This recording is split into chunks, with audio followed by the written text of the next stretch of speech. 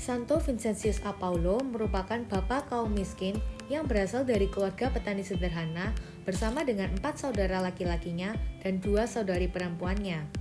Santo Vincentius lahir pada tanggal 24 April tahun 1581 di Puy, Provinsi Guyenne di Prancis.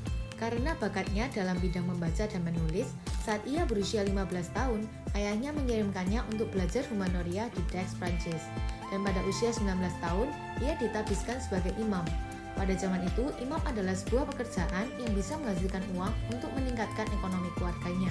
Santo Vincentius tinggal di Toulouse sampai ia pindah di Marseille.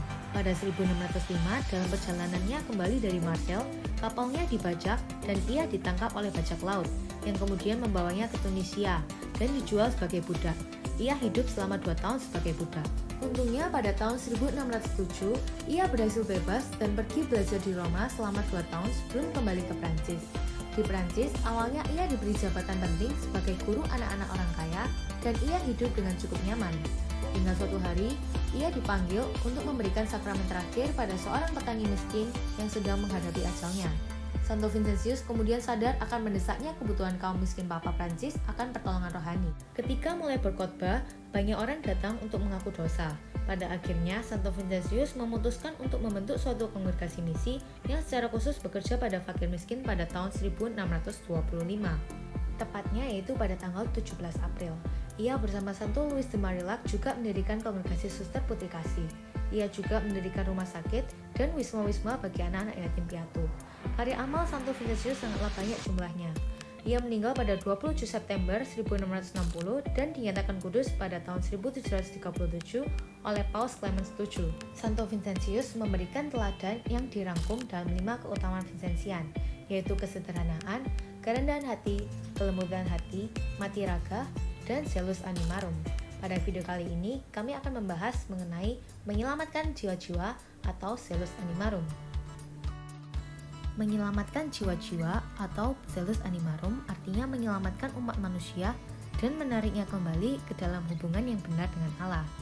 Kasih dan kerahiman Allah menunjukkan kehendaknya untuk mendamaikan manusia dengan Allah. Jika kasih Allah adalah api, maka semangat untuk menyelamatkan jiwa-jiwa adalah nyalanya. Nilai budaya dan karakter Kristiani Vincentian dalam menyelamatkan jiwa-jiwa adalah rajin berdoa dan saling menghormati orang lain yang sedang berdoa, mencintai sabda Allah dan melaksanakannya, meyakini bahwa Allah hadir dalam diri sesama kita, saling mengampuni dan setia dalam melayani, serta berani untuk bertobat. Sikap menyelamatkan jiwa-jiwa dapat kita lihat seperti contohnya pada kisah aku baru mulai melangkah di jalan hidup yang benar. Aku lahir di sebuah keluarga petani yang miskin. Aku merupakan anak yang tidak pernah berkelahi dengan anak-anak lain, dan aku mematuhi orang tuaku sejak kecil. Semua orang di sekitar kami amat iri kepada orang tuaku, karena aku merupakan anak gadis yang baik, dan begitulah aku tumbuh dengan mendengarkan puji-pujian dari orang di sekitarku. Ketika aku mulai bersekolah, laporan akademikku jugalah bagus, sampai aku dibicarakan oleh teman-temanku. Aku secara tiba-tiba menjadi selebritas sekolah dan aku sungguh menikmati rasanya dikagumi oleh semua orang. Karena itu, aku sangat yakin bahwa sukacita terbesar datang dari pujian orang lain. Aku harus menjadi seseorang yang memiliki ketenaran dan status, dan aku tidak pernah dipandang rendah oleh orang lain. Ketika usiaku 13 tahun, ayahku sakit parah dan dibawa ke rumah sakit, yang membuat keluarga kami yang sudah miskin semakin terbebani utang yang berat. Hal ini menyebabkan aku berharap aku akan segera dewasa, sehingga aku dapat turut menanggung kepedihan dan rasa sakit mereka. Karenanya, aku membuat keputusan menyakitkan untuk keluar dari sekolah.